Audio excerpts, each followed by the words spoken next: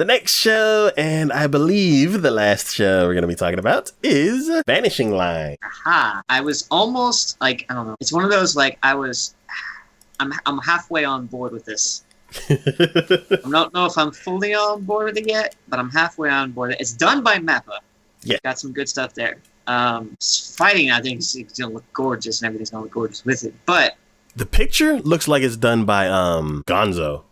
Yeah, I know. That grisly looking characters. Like the dark shading and everything that it does with it. I'm just like, that's why I looked at it and went, I don't know. It seems like based upon the animation and the guy like wearing some sort of like superhero looking, but it's kind of like old grimy. I'm like, I don't know if it's going to be like overly cliched, and I'm just going to hate it if it goes like overly cliched and everything. But anyways, so the anime story is set in a prosperous city named Russell City.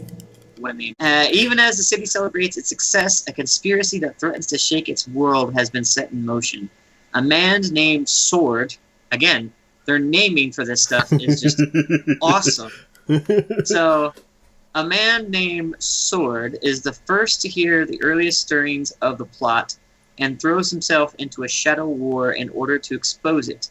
His only clue is the keyword El Dorado. Yeah, he meets Sophie, a woman searching for her older brother who left her with only a message with the same word, El Dorado. With Sword having also lost his younger sister in the past. See, that's what I'm saying.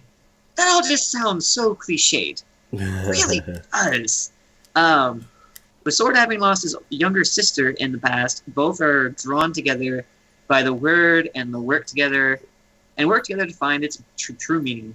So that's why I'm like, yeah. It sounds like it could be cool. It sounds like it could be interesting, entertaining. But when like the plot line sounds like just a drawn out cliche, oh, their sister lost. I guarantee you, the brother is not dead. If they're gonna go cliche, they're gonna go this far. The brother's not dead, but he's somehow connected in like the overlining plot, and he'll make like a supposed like resurrection. Oh, I was never dead, and I was, it's just God. It's like or he's the bad guy. Or he's the bad guy, yeah, exactly, Anyways, it sounds like it could be cool. It's done by Mappa. I've always enjoyed things from Mappa, at least for the most part. For the most part. They do some really good stuff. Occasionally there's some flops, but they do some really good stuff. I'm curious enough about it to give it a look. I just don't feel like this is going to be one that I'm probably going to continue for overly long period of time, simply because it seems like it's just gonna fall flat.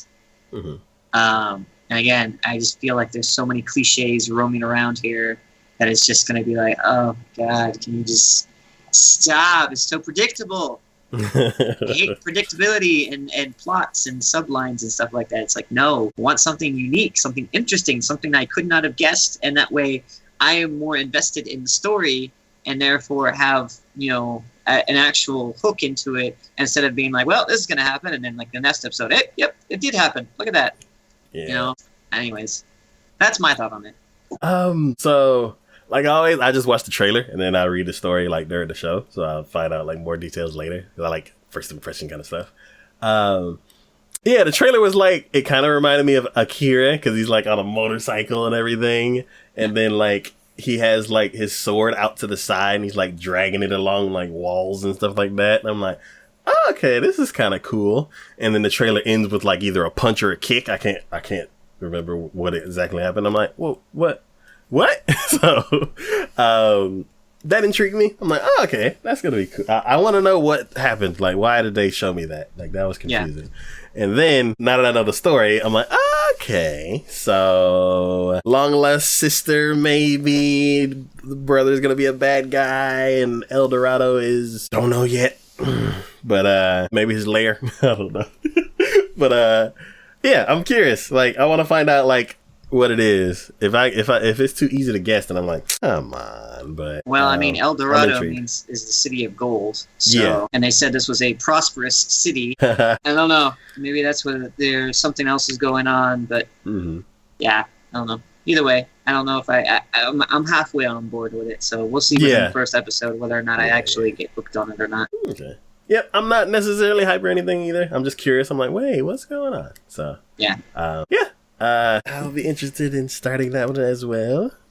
I heard about it a bunch, still didn't want to watch it, and now I'm like, it's been so long since I've heard about this show. Maybe I'll like it now. So it's another one where I'm gonna definitely check out the first episode. I mean, they could go really serious on this, or they could go comical on it. I'm hoping with especially like the looks of at least the picture that I